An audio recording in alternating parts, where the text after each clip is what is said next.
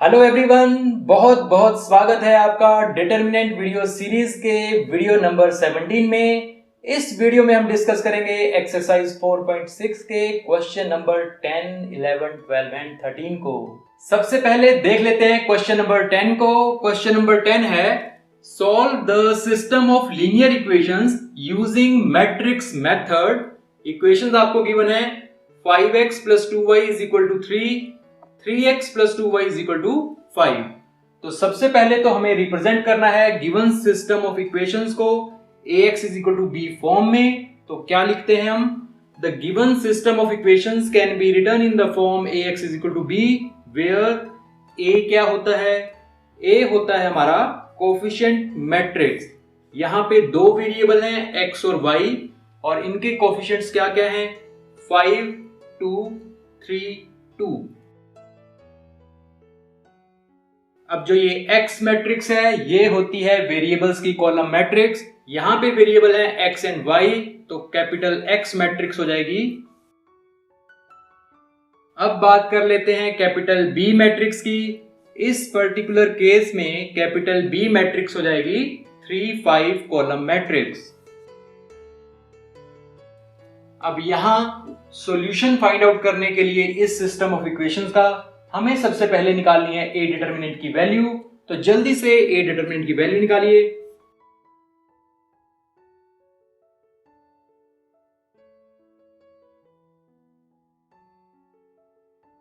4 is the right answer. तो ए determinant की value आ गई है 4। That means A determinant is non zero. और अगर ए डिटर्मिनेंट है नॉन जीरो तो सिस्टम जो है वो है कंसिस्टेंट और यूनिक सॉल्यूशन इसका होगा, जिसको हम निकाल सकते हैं x = A इनवर्स B यानी मैट्रिक्स मेथड से।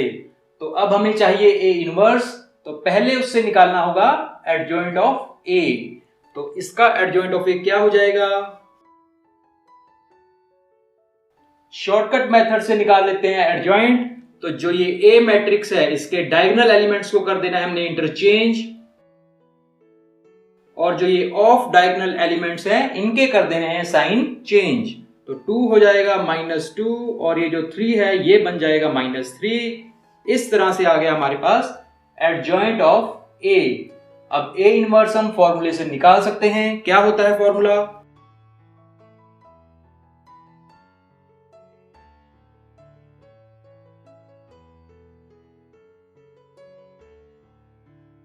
A इनवर्स आ जाएगा एज इट इज और 1/A डिटर्मिनेंट। A डिटर्मिनेंट की वैल्यू है 4, तो 4 को लिख लेते हैं यहां पे। एडजॉइंट ऑफ A की वैल्यू आई है ये, इसको चिपका देते हैं यहां पे। तो ये आ गई है A इनवर्स की वैल्यू। अब फॉर्मूला मैट्रिक्स मेथड का यूज करके x = A इनवर्स B हम निकाल सकते हैं वेरिएबल्स की वैल्यू सब्स्टिट्यूट करेंगे। x की वैल्यू होती है x, y वेरिएबल। इस केस में A इनवर्स की वैल्यू जो है वो यहां से पुट कर देते हैं। A इनवर्स की वैल्यू है, और B की वैल्यू मिल जाएगी यहां से, उसको चिपका दीजिए। अब इन दोनों मैट्रिसेस को हमें करना है मल्टीप्लाई, और मल्टीप्लिकेशन आपको आती है मैट्रिसेस की। जल्दी से इसको सॉल्व कीजिए और वैल्यू निकालिए। पहले हम कर लेते हैं इन दोनों मैट्रिसेस की मल्टीप्लिकेशन। तो 2 × 3 that is 6 plus -2 × 5 that is -10। तो ओवरऑल 6 - 10 बन गया। 6 - 10 = -4, और ये आ जाएगा -3 × 3 that is -9 plus 5 × 5 that is 25। तो -9 प्लस 25 कितना होता है? बिल्कुल सही। तो ये आ गया x y column matrix is equal to 1/4 -4 16। अब जो ये 1/4 है मैट्रिक्स के है बाहर, तो हर एक एलिमेंट से हो जाएगा मल्टीप्लाई और ये सिस्टम बन जाएगा।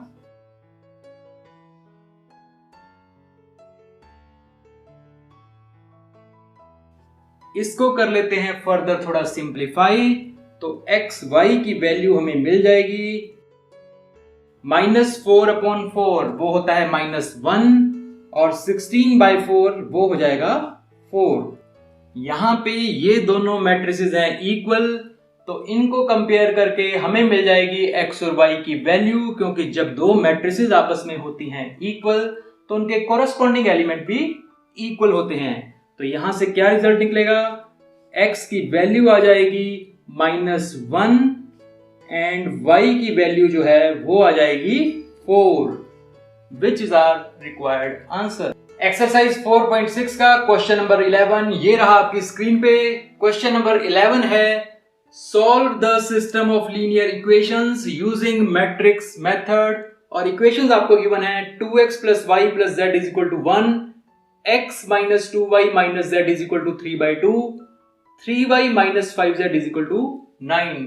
तो जब भी आप सिस्टम ऑफ इक्वेशंस को लिखें तो एक बात का ख्याल आपने रखना है कि जो भी वेरिएबल आपको दे रखा है उसको उसी के नीचे लिखें। जैसे यहाँ पे x की वैल्यू नहीं थी, सिर्फ 3y - z था, तो y वालों को y के नीचे लिखना है, z वालों को z के नीचे लिखना है, ताकि जब हम a की वैल्यू निकालें तो गलती का कोई चांस ना रहे।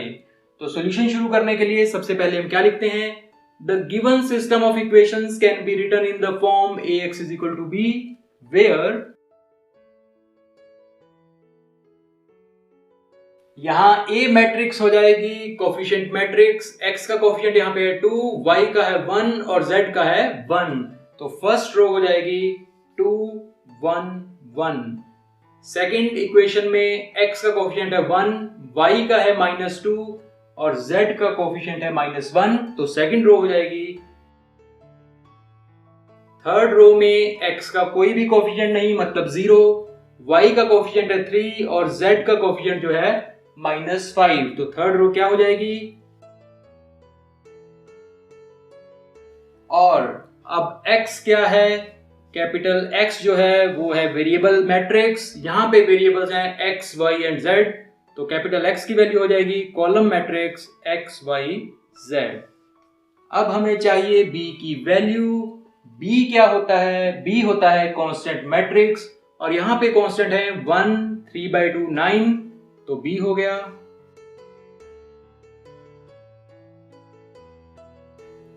अब हमें निकाल के देखनी है a डिटरमिनेंट की वैल्यू, तो जल्दी से a डिटरमिनेंट की वैल्यू निकालिए।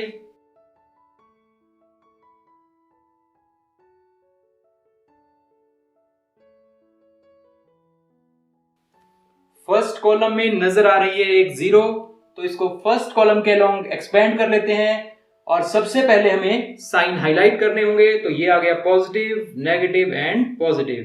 तो जब हम इसको एक्सपेंड करेंगे तो क्या आ जाएगा, +2 into -1 into +0 into anything that will be 0। इसको कर लेते हैं further simplify.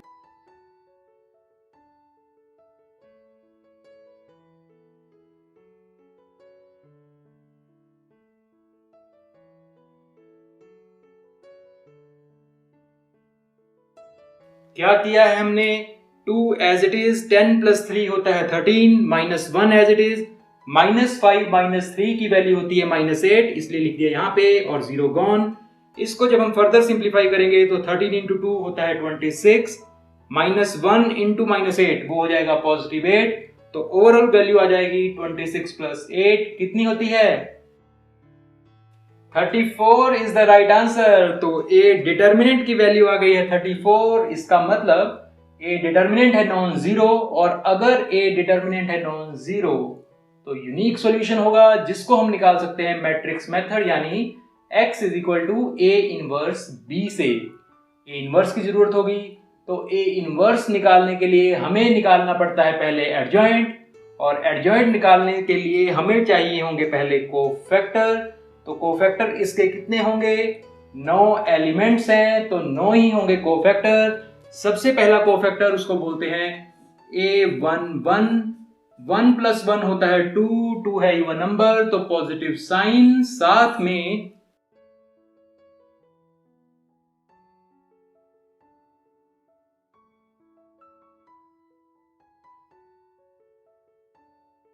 Thirteen is the right answer. तो A11 की वैल्यू आ गई 13। अब नेक्स्ट कोफैक्टर हो जाएगा A12, A12 है तो 2 + 1 होता है 3 जो कि है ऑड नंबर, तो नेगेटिव साइन आएगा। साथ में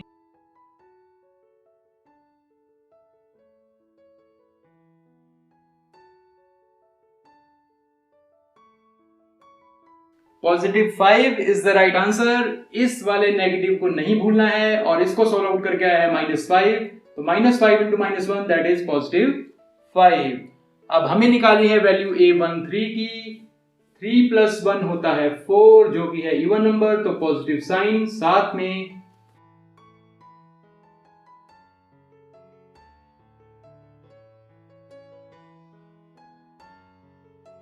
+3 इज द राइट आंसर। अब हमें चाहिए A21 कितना हो जाएगा? 2 + 1 होता है 3 जो कि है ऑड नंबर, तो नेगेटिव साइन। साथ में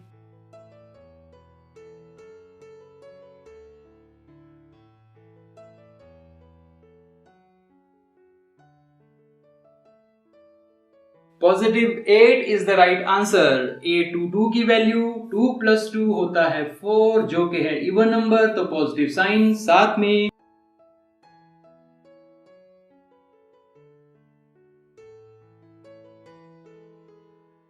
-10 सही जवाब। अब निकाल दीजिए A23 की वैल्यू।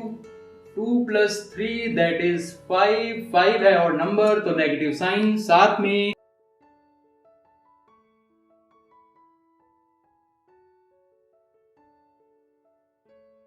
-6 बिल्कुल सही। अब निकाल दीजिए A31 की value.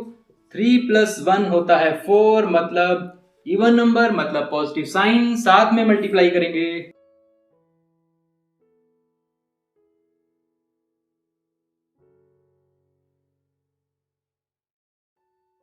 +1 is the right answer. A32 की वैल्यू 3 + 2 कितना होता है? 5 होता है जो कि ऑड नंबर है और ऑड नंबर हो तो नेगेटिव साइन। साथ में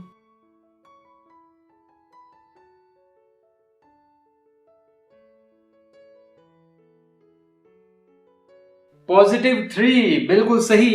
A33 की वैल्यू 3 + 3 6, 6 है आपका इवन नंबर, मतलब पॉजिटिव साइन। साथ में मल्टीप्लाई कर देंगे।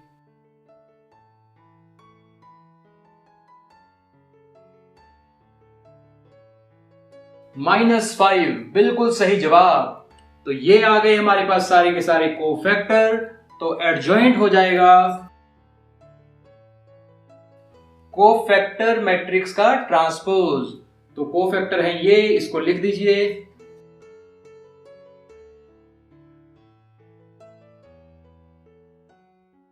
इसका ट्रांसपोज, इसको बिल्कुल भी नहीं भूलना है। तो एडजॉइंट ऑफ ए की फाइनल वैल्यू क्या आ जाएगी? इस मैट्रिक्स का ट्रांसपोज निकालना है, तो जो फर्स्ट रो है उसको चेंज कर देंगे फर्स्ट कॉलम में, सेकंड और थर्ड रो को भी कर देंगे सेकंड और थर्ड कॉलम में चेंज। तो एडजॉइंट ऑफ ए की फाइनल वैल्यू आ जाएगी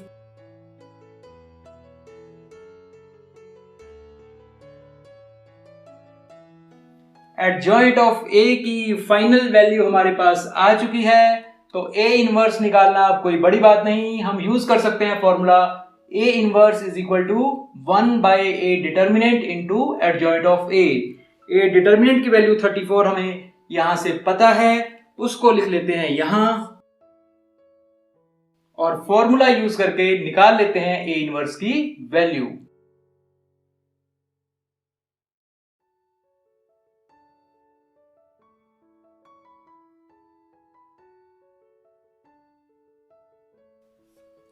ए डिटर्मिनेंट की वैल्यू है 34, उसको पुट अप कर देते हैं यहां पे और एडजॉइंट ऑफ ए यहां से चिपका के लिख देते हैं यहां। तो ये आ गया ए इनवर्स हमारे पास और सॉल्यूशन निकालने के लिए हमें यूज करना होगा फॉर्मूला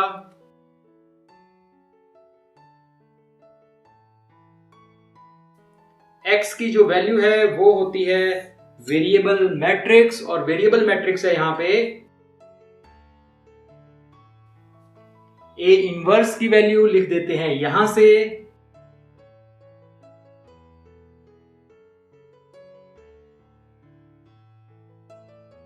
और B होती है हमारी कांस्टेंट मैट्रिक्स, और इस केस में B की वैल्यू है। अब हमें करना है इन दोनों मैट्रिसेस को मल्टीप्लाई, तो जल्दी से मल्टीप्लाई कीजिए और आंसर निकालिए क्या आ रहा है।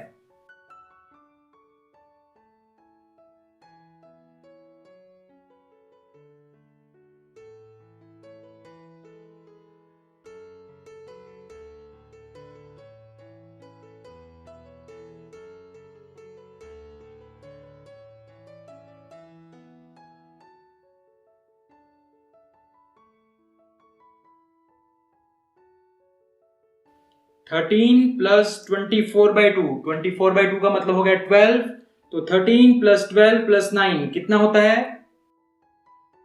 34 इज द राइट आंसर। और यहां पे 5 माइनस 30/2, 30/2 होता है 15, तो ये आ गया 5 माइनस 15 प्लस 27, तो कितनी वैल्यू आ जाएगी? पॉजिटिव 17, बिल्कुल सही। और यहां पे क्या है? 3 माइनस 18/2, 18/2 होता है 9, तो ये आ गया 3 माइनस 9 माइनस 45, तो कितनी वैल्यू आएगी? -51 इज द राइट आंसर। अब ये जो 1/34 है इसको मल्टीप्लाई कर देते हैं इसके साथ, तो क्या हो जाएगा? 1/34 इंटू 34, ये आ जाएगा 1 के इक्वल। 17 इंटू 1/34 वो हो जाएगा 1/2 के इक्वल। -51 इंटू 1/34 किसके इक्वल हो जाएगा? -3/2। तो यहां ये वाली मैट्रिक्स इस मैट्रिक्स के है इक्वल, तो इनको जब हम कंपेयर करेंगे तो x y z की वैल्यू आ जाएगी। x की वैल्यू हो गई 1, y की वैल्यू आ गई 1/2 और z की value -3/2, which is our required answer. अब बात कर लेते हैं क्वेश्चन नंबर 12 की। क्वेश्चन नंबर 12 कहता है solve the system of linear equations using matrix method. और इक्वेशंस आपको गिवन है x minus y plus z is equal to 4, 2x plus y minus 3z is equal to 0, x plus y plus z is equal to 2। तो सबसे पहले हम क्या step लिखते हैं? The given system of equations can be written in the form ax is equal to b, where a क्या होता है? a होती है कोफिशिएंट मैट्रिक्स, और यहां पे x का कोफिशिएंट है 1, y का -1, z का 1, तो फर्स्ट रो हो जाएगी। और सेकंड रो हो जाएगी x का कोफिशिएंट 2, y का 1, z का है -3। और थर्ड रो को क्या लिख सकते हैं? x का कोफिशिएंट है 1, y का भी 1 और z का भी 1। तो ये तो हो गई हमारी कोफिशिएंट मैट्रिक्स। अब हमें चाहिए कैपिटल X की वैल्यू, और कैपिटल X होती है वेरिएबल्स की कॉलम मैट्रिक्स। यहां पे वेरिएबल्स हैं x, y एंड z, तो वेरिएबल मैट्रिक्स जो हो गई वो हो गई ये। अब चाहिए B। कैपिटल B क्या होता है? कांस्टेंट मैट्रिक्स होती है कैपिटल B, और यहां पे कांस्टेंट है 402, तो 402 को जब हम कॉलम फॉर्म में लिखेंगे तो वो हो जाएगी B की वैल्यू। अब हमें क्या करना है? हमें निकाल के देखनी है A डिटरमिनेंट की वैल्यू, तो जल्दी से A डिटरमिनेंट की वैल्यू निकालिए।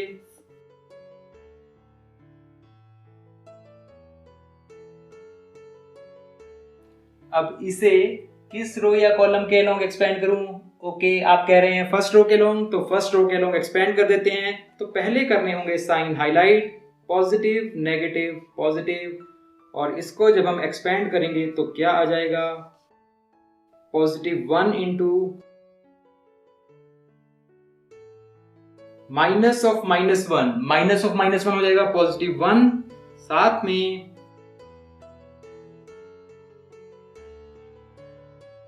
और अगला एलिमेंट +1 इंटू, इसको कर लेते हैं फर्दर सिंप्लीफाई, तो A डिटरमिनेंट की वैल्यू आ जाएगी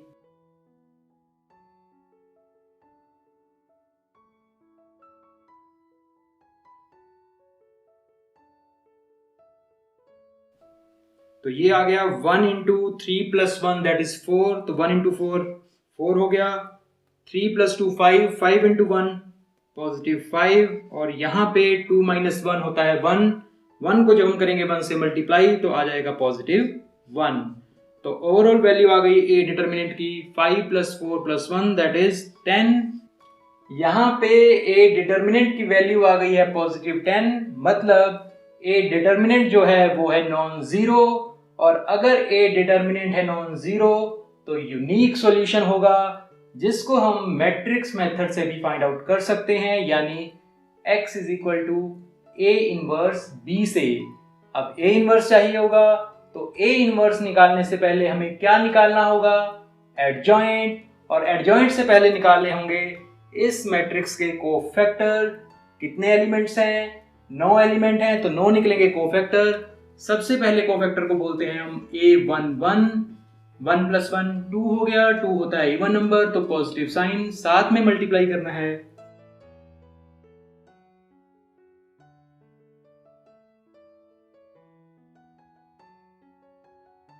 four is the right answer. A12 जल्दी से निकाल दीजिए, अब तो आप एक्सपर्ट हो चुके हैं। 2 + 1 3, ऑड नंबर, नेगेटिव साइन साथ में।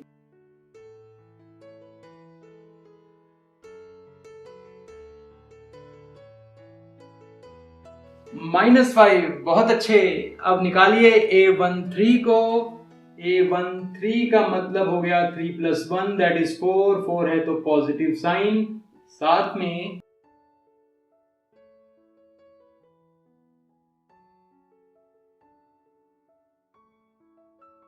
वन, बिल्कुल सही। अब निकाल दीजिए A21 की वैल्यू। 2 + 1 3, 3 है ऑड नंबर तो नेगेटिव साइन साथ में।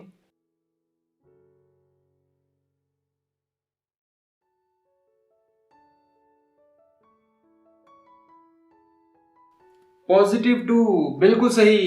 इस वाले नेगेटिव को मत भूल जाना, नहीं तो हो जाएगी वैल्यू गलत और आंसर हो जाएगा रॉन्ग। तो A21 की वैल्यू आ गई हमारे पास 2। अब निकालना है A22। 2 + 2 होता है 4, जो कि है इवन नंबर तो पॉजिटिव साइन साथ में।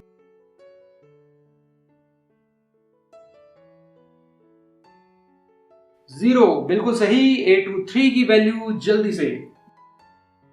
3 + 2 5, 5 है ऑड नंबर तो नेगेटिव साइन साथ में।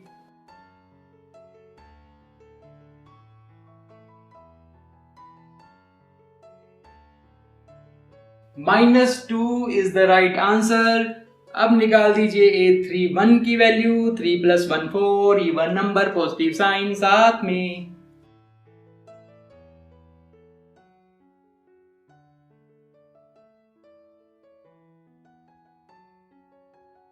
2 इज द राइट आंसर। अब निकाल दीजिए A32 की वैल्यू। 3 + 2 होता है 5, और नंबर मतलब नेगेटिव साइन साथ में मल्टीप्लाई करना होगा।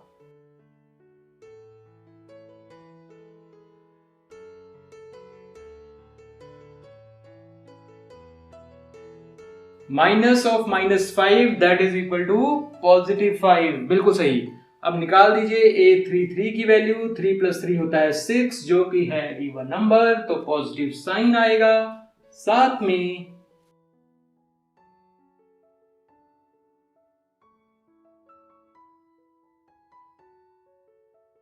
3 इज द राइट आंसर। तो कोफैक्टर आ गए हैं हमारे पास सारे के सारे। एडजॉइंट ऑफ ए क्या हो जाएगा?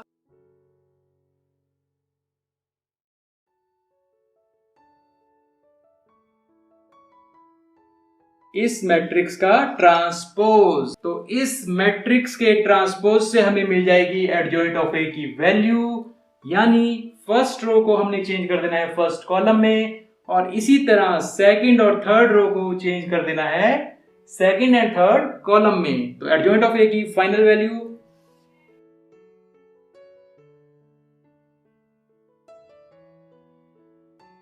तो ये आ गई है एडजॉइंट ऑफ ए की फाइनल वैल्यू। ए डिटर्मिनेंट की वैल्यू है 10, उसको भी यहीं पे लिख लेते हैं। ए डिटर्मिनेंट है आपके पास, एडजॉइंट भी है आपके पास, तो क्या ए इनवर्स हम फॉर्मूले से निकाल सकते हैं? बिल्कुल निकाल सकते हैं। तो निकाल लीजिए ए इनवर्स की वैल्यू।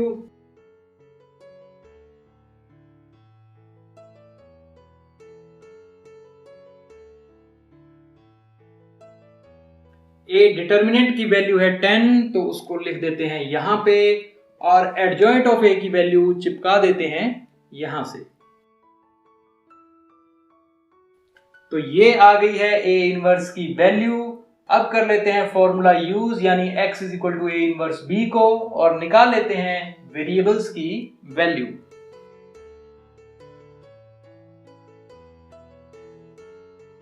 x की वैल्यू यहां पे है x y z, वेरिएबल्स की column matrix is equal to का sine as it is, A inverse की वैल्यू यहां से, और b मैट्रिक्स की वैल्यू है 402 कॉलम मैट्रिक्स। अब इन दोनों मैट्रिसेस को हमें करना है मल्टीप्लाई, तो जल्दी से इसको मल्टीप्लाई कीजिए और आंसर बताइए क्या आ रहा है। ये वाला 1/10 एज इट इज, और इसको जब हम मल्टीप्लाई करेंगे तो क्या आ जाएगा,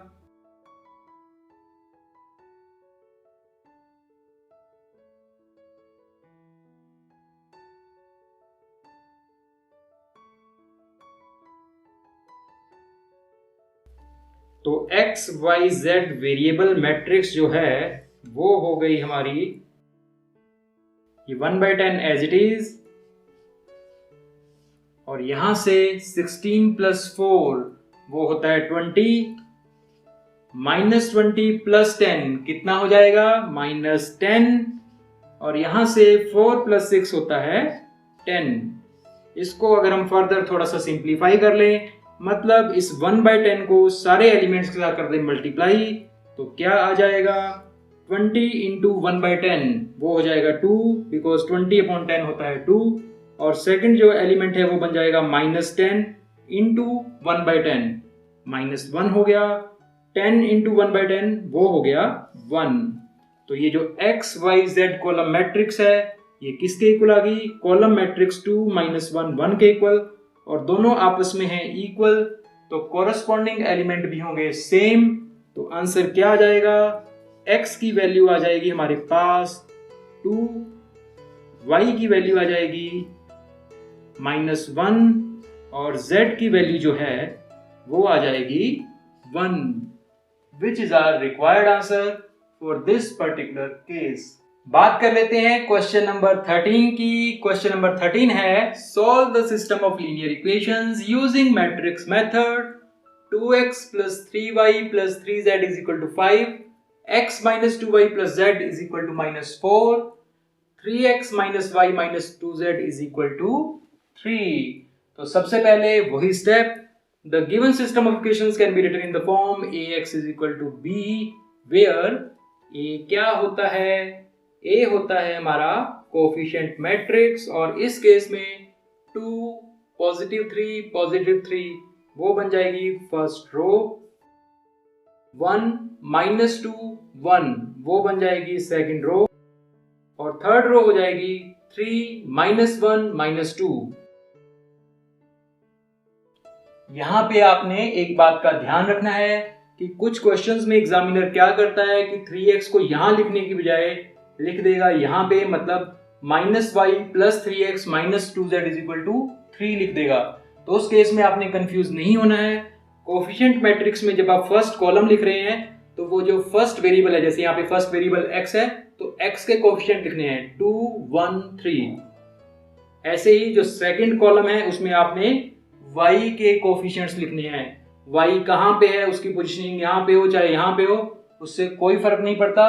आपने सेकंड कॉलम में सेकंड वेरिएबल यानी y के कोफिशिएंट्स लिखने हैं, और थर्ड कॉलम में आपने लिखने हैं थर्ड वेरिएबल के कोफिशिएंट्स। अब यहाँ पे कैपिटल X की वैल्यू क्या हो जाएगी, कैपिटल X होता है वेरिएबल मैट्रिक्स, और यहाँ पे वेरिएबल्स हैं x y z, उसको जब हम कॉलम फॉर्म में लिखेंगे तो वो हो जाएगी हमारी कैपिटल X की वैल्यू, कैपिटल B की value, column matrix of the constants, और कांस्टेंट है यहाँ पे 5 - 4 3। तो ये तो हो गई रिप्रेजेंटेशन ax = b फॉर्म में, जहां पे a होता है कोफिशिएंट मैट्रिक्स, x होता है कॉलम मैट्रिक्स ऑफ वेरिएबल्स, और b होता है कॉलम मैट्रिक्स ऑफ कांस्टेंट्स। अब हमें क्या करना है, हमें निकाल के देखनी है ए डिटर्मिनेंट की वैल्यू। तो ए डिटर्मिनेंट क्या हो जाएगा?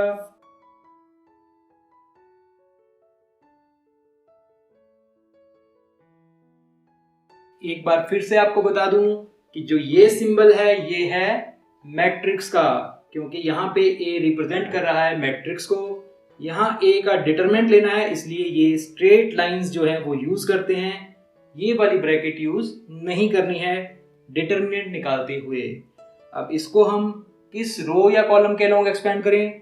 फर्स्ट रो के अलोंग इसको एक्सपेंड कर लेते हैं। तो पहले करने होंगे sign highlight, positive negative positive, और जब इसको एक्सपेंड करके लिखेंगे तो +2 इंटू -3 इंटू, और अब +3 इंटू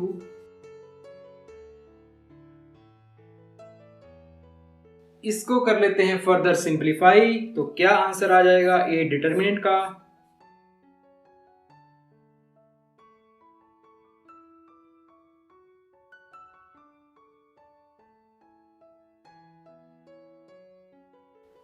तो ये आ गया 2 इंटू 4 + 1 होता है 5, -3 इंटू -3 - 2 उसकी वैल्यू होगी -5, और यहां से 3 एज इट इज, और -1 + 6 हो गया +5। तो क्या आ गई फाइनल वैल्यू? 5 2 = 10, माइनस माइनस हो गया प्लस, 5 3 = 15, और एंड में भी 5 3 = 15। तो ओवरऑल वैल्यू आ गई है 15 + 15 + 10 दैट इज इक्वल टू 40। बिल्कुल सही। तो ए डिटर्मिनेंट की वैल्यू आ गई है 40, मतलब ए डिटर्मिनेंट है नॉन जीरो। अगर नॉन जीरो है तो यूनिक सॉल्यूशन होगा, जिसको हम निकाल सकते हैं मैट्रिक्स मेथड से। तो मैट्रिक्स मेथड निकालने के लिए हमें निकालना होगा पहले ए इनवर्स, और ए इनवर्स निकालने से पहले हमें निकालना होगा इस मैट्रिक्स का एडजॉइंट। एडजॉइंट के लिए कोफैक्टर निकालने होंगे। पहला कोफैक्टर A11, 1 + 1 होता है 2, जो कि है इवन नंबर, तो पॉजिटिव साइन। साथ में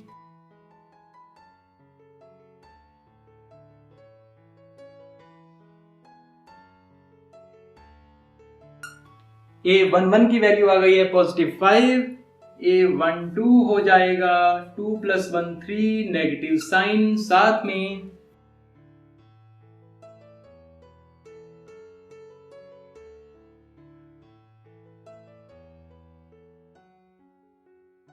+5 is the right answer. A13 की वैल्यू 3 + 1 होता है 4, 4 है इवन नंबर, तो पॉजिटिव साइन। साथ में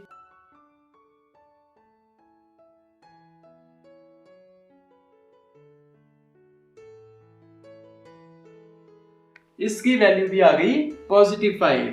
A21 निकालिए, 2 + 1 होता है 3, जो कि है ऑड नंबर, मतलब नेगेटिव साइन। साथ में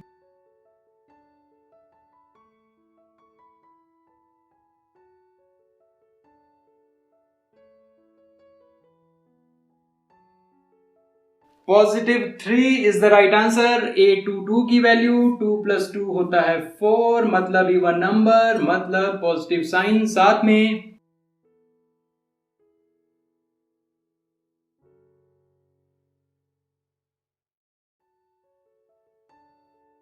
-13 सही जवाब। A23 की वैल्यू निकाल दीजिए। 3 + 2 5 होता है, 5 है ऑड नंबर, तो नेगेटिव साइन। साथ में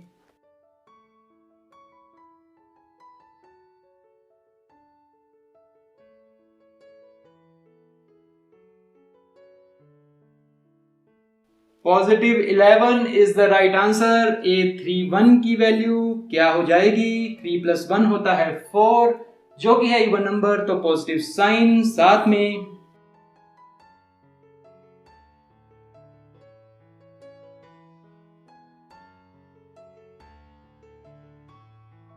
9 सही जवाब।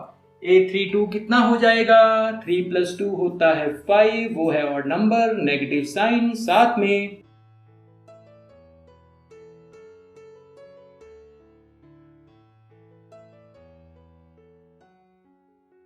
+1 बिल्कुल सही, कैलकुलेशन आपकी बिल्कुल सटीक है। अब निकाल दीजिए A33 की वैल्यू।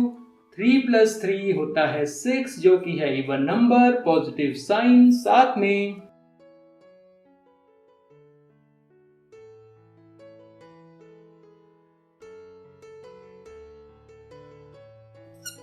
-7 बिल्कुल सही जवाब। अब हमें कोफैक्टर गए हैं सारे के सारे मिल, तो एडजॉइंट ऑफ ए निकालना कोई बड़ी बात नहीं। एडजॉइंट ऑफ ए हो जाएगा कोफैक्टर मैट्रिक्स का ट्रांसपोज।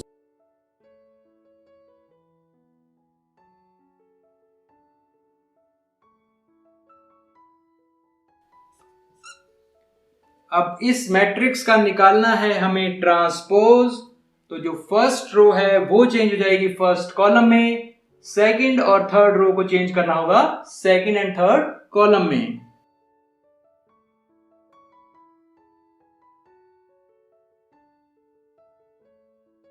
तो ये आ गई हमारे पास एडजॉइंट ऑफ ए की फाइनल वैल्यू। ए डिटर्मिनेंट जो है वो है 40, उसको लिख लेते हैं यहां पे। ए डिटर्मिनेंट की वैल्यू है हमारे पास, एडजॉइंट ऑफ ए की वैल्यू भी है हमारे पास। तो क्या हम ए इनवर्स निकाल सकते हैं फॉर्मूले को यूज करके? बिल्कुल निकाल सकते हैं। तो निकाल लीजिए ए इनवर्स की वैल्यू।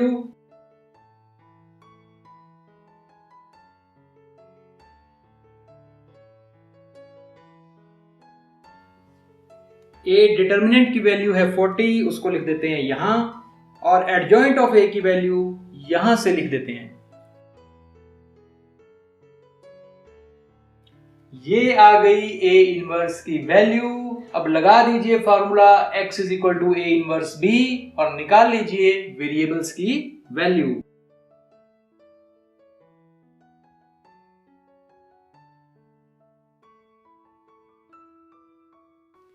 x की वैल्यू है variable matrix x y z, वो लिख दी है हमने यहां पे। a इनवर्स की वैल्यू यहां से लिख देते हैं, और ये जो B मैट्रिक्स है वो होती है कांस्टेंट मैट्रिक्स, उसको लिख देते हैं यहां। अब क्या करना है हमें? इन दोनों मैट्रिसेस को करना है मल्टीप्लाई। तो जल्दी से इसको मल्टीप्लाई कीजिए। 1/40 जो है वो एज इट इज आ जाएगा, और इसको जब हम करेंगे मल्टीप्लाई तो क्या आएगा?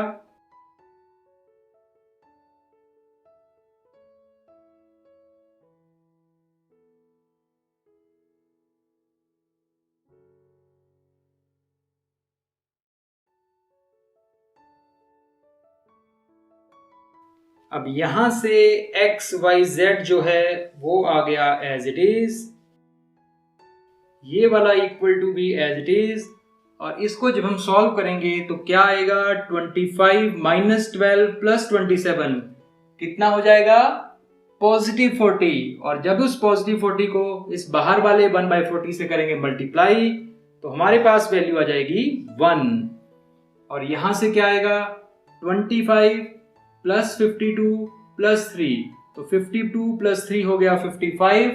55 + 25 हो जाएगा आपका 80। 80 × 1/40 करेंगे तो वो आ जाएगा 2, क्योंकि 80 / 40 दैट इज इक्वल टू 2। और यहां पे क्या वैल्यू आएगी? 25 - 44 - 21। 25 - 21 हो गया 4, 4 - 44 हो गया -40। -40 को जब हम 1/40 से करेंगे मल्टीप्लाई तो वैल्यू आ जाएगी फाइनल -1। अब इन दोनों मैट्रिसेस को कर लीजिए कंपेयर, उससे हमें मिल जाएगी x y z की वैल्यू। तो x की वैल्यू आ गई यहां पे 1, y की वैल्यू है 2, और z की वैल्यू कितनी है?